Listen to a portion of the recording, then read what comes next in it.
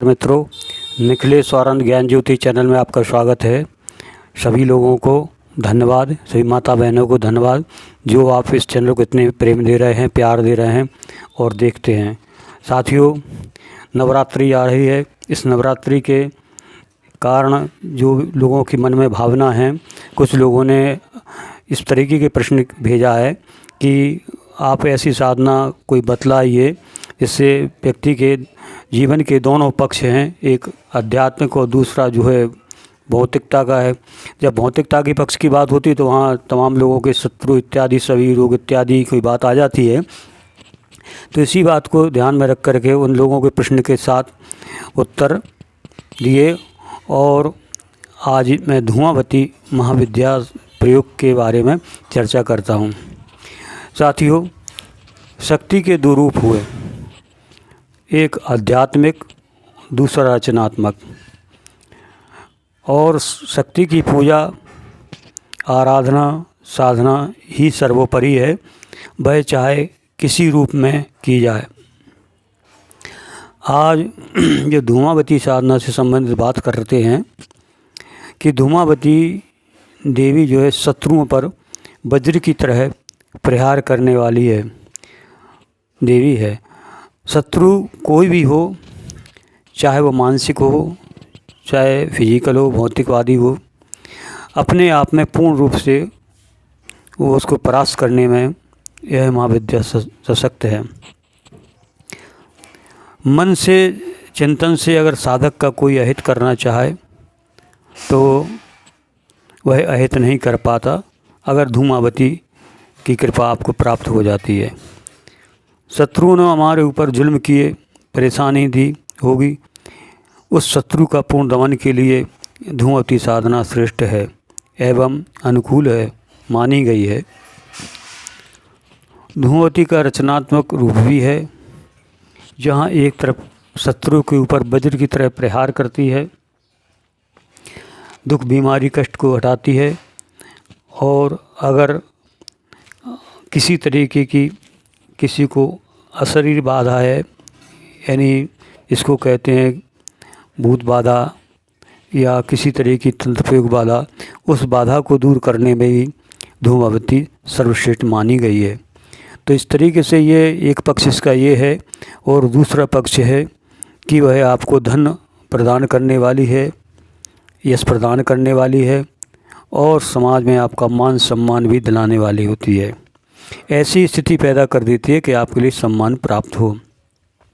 स्वास्थ्य में भी यह मार्गदर्शन करती है, लाभप्रद होती है। जीवन में सभी दृष्टियों से यह पूर्णता प्रदान करने वाली महाविद्या है।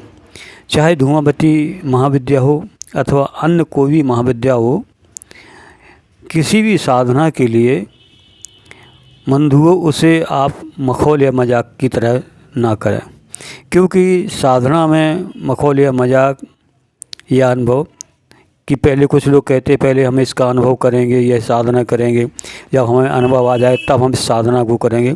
तो आध्यात्मिकता में इस तरीके का कोई नियम नहीं है।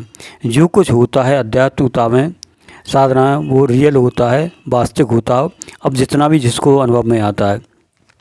तो अगर मन में ऐसी कोई विचार या कोई बनती है कि चलो पे करके देखते हैं इसमें कुछ मिलता है नहीं मिलता, तो इस तरीके से आप ना करें। जो भी करें पूर्ण तन मन से लग करके, पूर्ण श्रद्धायुक्त हो करके ही करें। ऐसा करने से ही आपको फल प्राप्त होगा। अगर आप औपचारिकताएँ पूरी करेंगे कि और चलो माला कर ली, कभी नहीं कर ली, कभी ज़्यादा कभी कम कर लिया, या आपकी श्रद्धा नहीं है उतना, तो भी करना बेकार है। कि इस तरीके से करने से कोई फल प्राप्त नहीं हो पाता है, क्योंकि साधनाएं आपकी औपचारिकता नहीं देखती हैं, आपका एकाग्रता देखती हैं। आप पूर्ण मनोयोग से कर रहे या नहीं कर रहे, आपका लगाव कितना है, आप में धैर्य कितना है। इन सब चीज़ों के साथ में जब आप साधना में पूर्ण रूप से निमग्न हो जाएंगे, आप अपने इष्ट के प्रति आश्रित हो जाएंगे, गुरु के प्रति आश्रित हो जाएंगे, जब ऐसी अनुकूल आप परिस्थिति बनाते हैं तभी साधना में अनुकूल परिणाम मिलते हैं। साधना के नाम पर किसी तरीके व्यक्ति के लिए ये मजाक या मखौलबाजी नहीं करना चाहिए। अगर ये मखौल या मजाकबाजी में कोई साधना सिद्ध होती तो संसार में हर किसी व्यक्ति के लिए साधना सिद्ध हो जाती और हर व्यक्ति कहीं कुछ ना कुछ विशेषता में आगे बढ़ता ही चला जाता है। इसलिए साधना के लिए साधना के तरीके से ही करें आप। नवरात्रि के दिन है, पूर्ण चैतन्य है का समय है और इस समय में जो भी आप साधना करेंगे उसके अनुकूल परिणाम मिलते हैं। अब साधना की तरफ आते हैं। तो साधना में धूमावती साधना प्रयोग आप करना चाहते हैं तो इसके लिए आप नवरात्रि में तो आप किसी भी दिन कर सकते हैं। वैसे अन्य दिनों में इसके लिए अष्टमी या अमावस्या ली जाती है और ये रात्रिकालीन साधना है। यहाँ जो बात कर रहा हूँ ये एक सौम्य तरीके की साधना की बात कर रहा हूँ। ये विशेष प्रभाव मतलब उग्र तरीके की नहीं है, फिर भी उग्रता तो है ही इस देवी में। फिर भी जो मैं चर्चा बात कर रहा हूँ वो आपके एक सामान्य रूप से ही है। इसमें आप जो भी आपका स्थान हो, एकांत स्थान हो, वहाँ आप स्नान करके बैठें और जो भी पाटा बाजोट जो भी हो आपके पास उसे बिछा लें। उसके ऊपर पीला वस्त्र बिछा दें और पीले वस्त्र पर आप एक तरफ अपने गुरुदेव को स्थापित करें, एक तरफ भैरव के रूप में उनको स्थान दें और सामने सरसों की ढेली बना करके उसके ऊपर जो है धूमावती यंत्र रखें। उस धूमावती यंत्र के आप चारों तरफ एक माला जो धूमावती मंत्र से विष्टित होती है उसे रख दें। सरसों के तेल का दिया जलाएं, उसकी बत्ती जो है आपकी तरफ होना चाहिए। रात्रि में 9:30 के बाद ही यह प्रयोग करें और अगर स्त्रियां हैं तो अपने बाल खुले रखें, चोटी न गूंथें और पुरुष या जो करते हैं तो वो अपने स्नान ध्यान करके अपने आसन में बैठे पीले वस्त्र पहन लें। इसमें भी सिले हुए वस्त्र अगर ना पहने तो ज़्यादा अच्छा होता है। और यज्ञोपवीत नया धारण करें।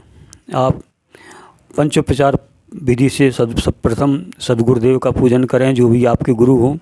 गणपति का पूजन करें, अपने इष्ट देवी देवताओं के लिए स्मरण करें, उनसे भी आज्ञा प्राप्त करें, अपने पितृगणों से आज्ञा प्राप्त करें और फिर संकल्प लें कि मैं ये जो प्रयोग करने जा रहा हूँ किस लिए कर रहा हूँ। ये सबसे बड़ी मेन बात आती है। आप उसमें कोई आपको संस्कृत आती हो ना आती हो इससे कोई लेना देना नहीं है। तो आप हिंदी में बोले मैं फलां व्यक्ति, फलाना मेरा गोत्र है, फलाना में मेरी माता का नाम है या पिता का नाम है और मैं इस समस्या से निजात पाने के लिए, चाहे आपकी शत्रु से संबंधित समस्या हो, चाहे रोग से संबंधित समस्या हो अथवा अर्थ समस्या, जो भी समस्या है उस समस्या का आप नाम लीजिए। इसके से मैं निजात पाने के लिए मैं आज धूमावती प्रयोग, धूमावती साधना कर रहा हूँ। इसमें मैं जितने दिन की आपको साधना रखनी है, 4 दिन, 6 दिन, 10 दिन, 11 दिन है कि नहीं, ये आप अपने ऊपर सोचिए। उतने दिन में इसमें 51 माला मंत्र जप नाइट में किया जाता, रात में किया जाता है। मंत्र जप करूँगा ऐसा बोलें और मंत्र जप पूरा होने के बाद फिर आपको हवन करना पड़ेगा। हवन अगर शत्रुओं से संबंधित कोई बात है आपकी तो आपको काली मिर्च मिलाना पड़ेगी ज़्यादा, लौंग और काली मिर्च, कपूर, हवन सामग्री और पीली सरसों, काली सरसों इत्यादि मिला करके आप हवन करें घी से। और सामान्य तरीके से अगर कोई धन से संबंधित या कोई वैसी है तो फिर उसमें ये काली मिर्च वगैरह इत्यादि नहीं मिलाई जाती है। आप अन्य सामग्री जो रहती है आप उसे मिला करके और हवन कर सकते हैं। जो भी हवन सामग्री उसमें थोड़ा सा आप शक्कर इत्यादि भी डाल लें। ऐसा करने से उसकी अगर ज़्यादा आहुति नहीं दे सकते तो आपको 108 आहुति देना चाहिए। और इसमें जब तक आप ये मंत्र जप करें, जितने दिन की आप साधना संकल्प लेते हो उतने दिन तक आप जो है, यानी उतने जब आप पूजा कर रहे हैं तो उतने समय तक आप किसी से बात ना करें, ना किसी को उत्तर दें। और इसमें जो भी कुछ आपके अनुभव आते हैं उन अनुभवों के लिए आप किसी को ना बताएं, ना ही साधना में आप उठें। ऐसा कभी कभी ऐसी स्थिति बन जाती है कि आप जहाँ साधना कर रहे हैं, आपका जो भी मकान है अगर मान लो पक्का है, कच्चा कैसा है, तो ऐसे लगता है आपके लिए जैसे किसी ने ऊपर से कोई कुछ फेंक दिया है या कोई किवाड़ों में किसी ने कुछ मार दिया है, या ऐसा लगता है कि कोई हमें बगल से कोई झांक रहा देख रहा है।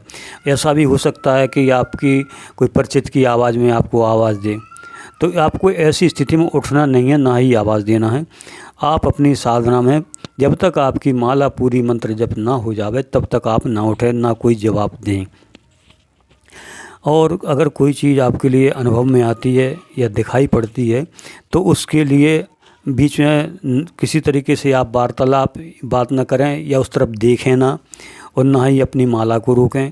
आप अपनी माला के लिए पूरा करें। माला जिस माला से आप जप करेंगे, या तो काली हकीक की माला हो या रुद्राक्ष की माला हो, माला का आप पूर्ण पूजन करिए, प्राण प्रतिष्ठित करिए। उसके बाद में आप माला जप करिए। पूजन में प्रसाद, मिठाई इत्यादि, दूध का भोग इत्यादि आप रखिए। फूल, माला, प्रसाद ये भी रखिए, मालाएं चढ़ाइए। जो विधि होती है उसकी ज़्यादा बताने, जब आप साधक हैं तो ज़्यादा बताने की आवश्यकता नहीं है।